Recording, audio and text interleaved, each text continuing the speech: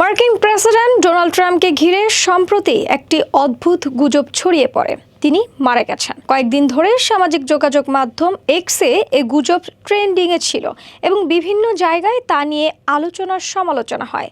তবে ট্রাম্প নিজেই বিষয়টি উড়িয়ে দিয়ে এটিকে ভুয়া খবর আখ্যা দিয়েছেন এবং সংবাদ মাধ্যমের সমালোচনা করেছেন। মঙ্গলবার এক সাংবাদিক ট্রাম্পকে তার মৃত্যু নিয়ে ছড়ানো এই গুজব সম্পর্কে প্রশ্ন করেন।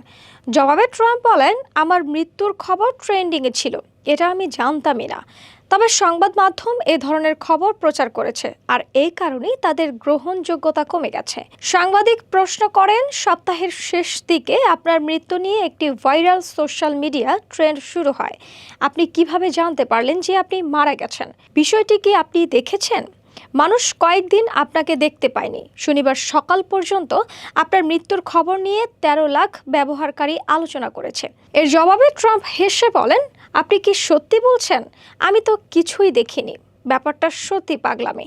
আসলে গত সপ্তাহে আমি অনেকগুলো সংবাদ সম্মেলন করেছি, সেগুলো খুব ভালোভাবে হয়েছে।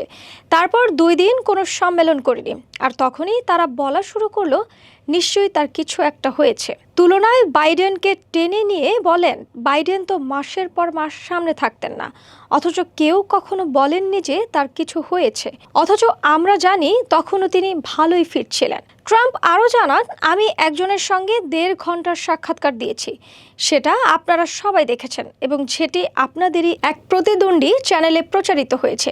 আমি আরও অনেক শোতে অংশ নিয়েছি, ট্রুথ সোশ্যালে অনেক পোস্টও দিয়েছি। সপ্তাহের শেষ দিকে আমি সক্রিয় ছিলাম, এমনকি পোটোম্যাক নদীর পাশে আমার ক্লাবে কিছু লোকের সঙ্গেও দেখা করেছি। নিজের মৃত্যু নিয়ে ভুয়া খবর ছড়িয়ে পড়া প্রসঙ্গে তিনি আবারও সংবাদ মাধ্যমকে দায়ী করে বলেন, আমার মৃত্যুর খবর পুরোটাই ভুয়া। এটা এতই ভুয়া যে এর কারণেই গণমাধ্যমের বিশ্বাসযোগ্যতা এত কম।